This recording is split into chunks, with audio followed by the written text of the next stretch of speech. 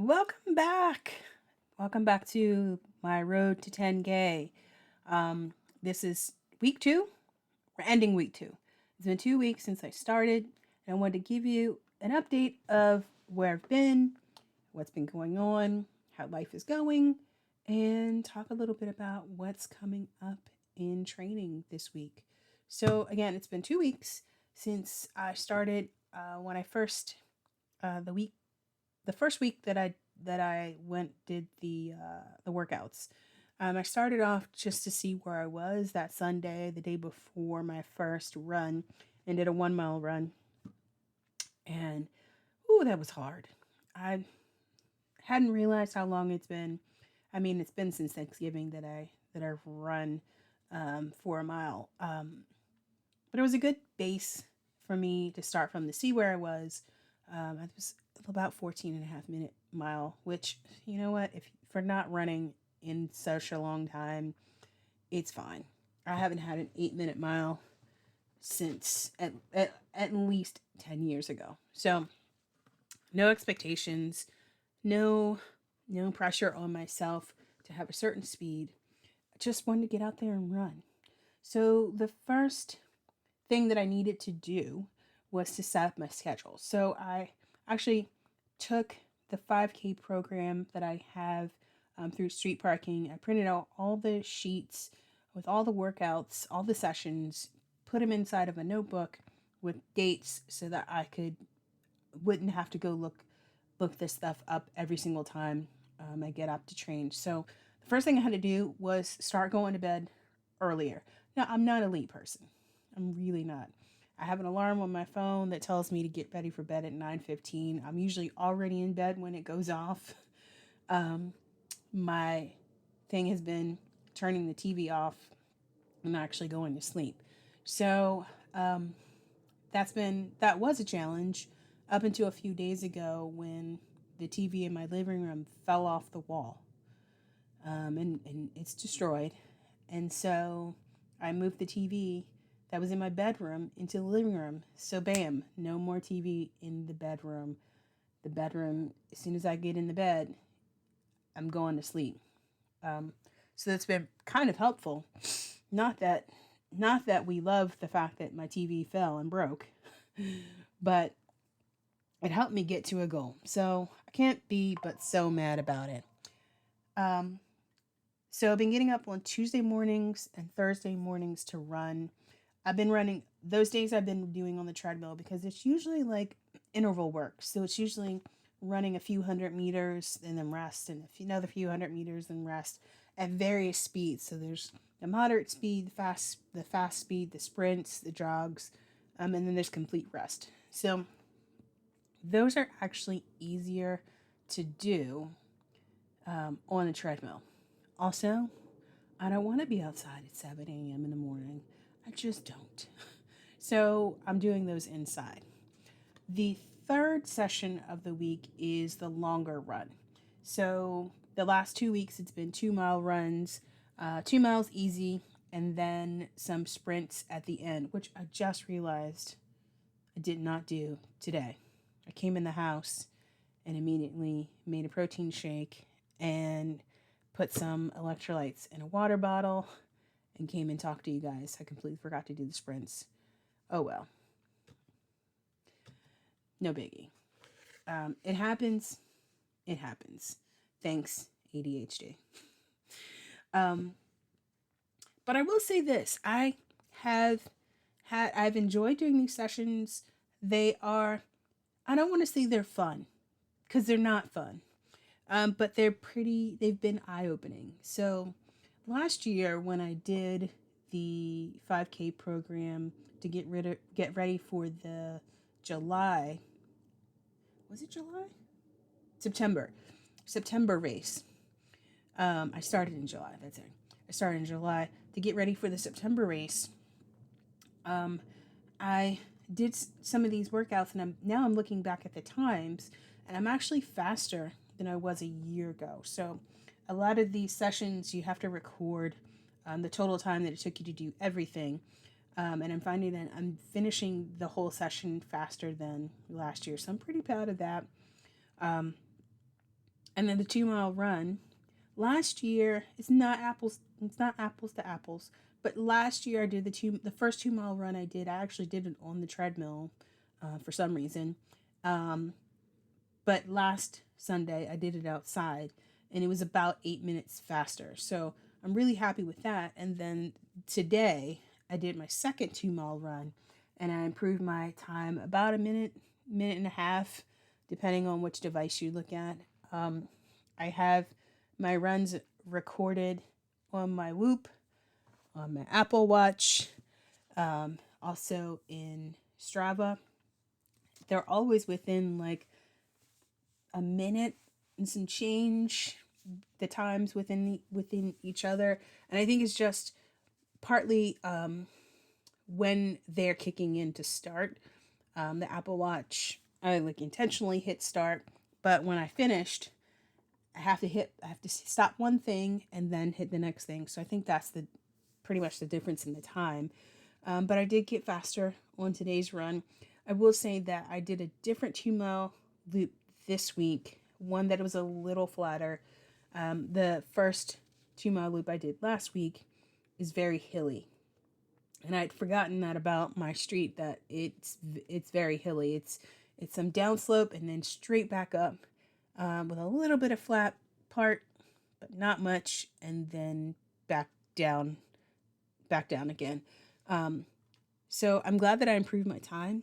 I'm able to run a whole lot longer. I think last week I had to stop a couple of times. This time I stopped maybe 2 times and it only stopped for like maybe 10, 15 seconds, and then got right back to it. So my goal is to be able to start running these 2 miles all the way through. And like I said, that's really my only goal for the whole 10K, is to be able to run the whole 10K all the way through. Now, when I did the 10K in 2014, my goal was to finish in under an hour, and I think I did it in 59 minutes and some change. So I just barely made it, and I knew I was at 59 minutes, so I like sprinted across the finish line so that I wouldn't go over the hour. But again, that was at a time when I was running almost every single day, 3 miles minimum. I was doing that. I wasn't doing CrossFit yet. I wasn't doing any lifting at all. The only thing I did was running. And I was running like between 8 and 9 minute miles, which that was great. I can't run those right now. But maybe one day I'll get back to those. But honestly, I would love to just be able to do 10K straight through. It might be slow. I might be the last one to finish, but I want the accomplishment of running the whole thing without stopping. So that's my goal right now. Now listen, as we get closer to September, that might change. I might have a time goal. I might not. But we'll see. We shall see. I will say that, again, these training sessions have not been, I don't want to say they're not fun, because honestly they're not fun, but I've gotten through them. I've seen the difference in the time that it took me. A year ago when I did these the first time, my times are getting getting faster. The speeds that I'm using for easy and moderate are getting faster than I was doing a year ago. And I really want to attribute that to, one, getting stronger. The powerlifting has really helped me get stronger, and I've seen the transfer over into other things. So that's one thing. Continuing to get stronger. So, some people are like, I'm just all about running, blah, blah, blah, blah, blah. I don't want to strength train. Or some people are like, I'm all about strength training. I don't want to run. I think you need both. And the CDC agrees with me. The CDC says 150 minutes of moderate activity a week, or 75 minutes of vigorous activity, or some combination of that, and 2 strength sessions. For me, that sounds perfectly reasonable. It's very well-rounded. That, combined with good nutrition, has been the game changer for me. So a year ago, in a few days from now, a year ago is when I started with my nutrition coach, Gab, from CBG Nutrition. And what I can tell you is that the difference that I'm seeing now from changing my nutrition so it supports my workouts and my daily life has been enormous. So I'll give you an example. So now, when I'm going to run, before the run, especially in the morning, not so much on Sundays, but on Tuesday, Thursday morning, because I'm not accustomed to working out in the morning. I haven't worked out in the morning since before the pandemic. I'm not accustomed to it. I can't work out on an empty stomach. So one of the things that we did was we decided I would have a banana before my runs on Tuesday and Thursday and then have a protein shake afterwards. Then I'd eat my normal meals, my normal blueprint throughout the day, get a afternoon snack in, so that way at 6 o'clock, when I work out with my friends on Zoom, I'm not depleted of energy. I have the energy to do the workouts and to do them without feeling completely drained at the end. Now, that doesn't mean I'm not trying. I'm putting in the proper intensity, but I have the fuel in me to be able to go intense, if that makes sense. So I have the energy, I have the fuel in me to be able to go intense and then to be able to recover. So it's been a very long time since I've had a hard time recovering. So usually, for example, I don't usually wake up sore the next day. And again, it's not from not training hard. I train hard, but I have enough in my system that my body's able to recover and then keep going. I sleep pretty well. The only reason why I don't sleep through the night, well, two reasons. Well, three if you count both cats. Usually them moving around wakes me up, or if I have to go to the bathroom, that might wake me up. But other than that, I'm sleeping pretty well throughout the week. So I would say if you are thinking about running a 5K, running a 10K, starting to exercise in any format, whether it be strength workouts, maybe cardio, whether it be a combination of both, really look at your nutrition.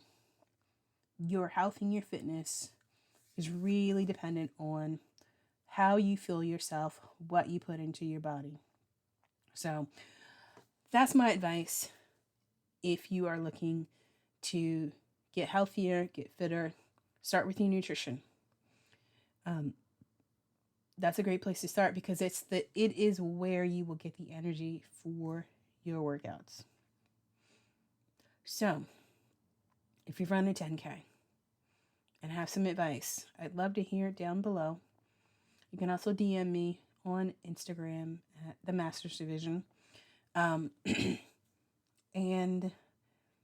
I'll let you know how week 3 goes. Week 3, I have a 3-mile run on Sunday, a moderate 3-mile run on Sunday with every 3 minutes do a 15-second acceleration. So I'll probably go out to the park where the race is going to be held and do that run.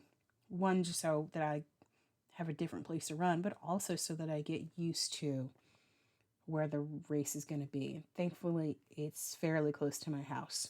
So we'll see how it goes. I'm having fun documenting all of this. I have some clips on my phone. I don't really record myself. Like if there was another person with me, I'd have them record me, but I can't really run and record myself at the same time. But I have been trying to share what I can on Instagram. So if you want to keep up with me sort of on a daily basis, go follow me on Instagram at the Masters Division and keep up with how I'm doing daily. But other than that, I look forward to week 3. It looks pretty interesting. And so thanks you guys for your support. And I will see you in the next one.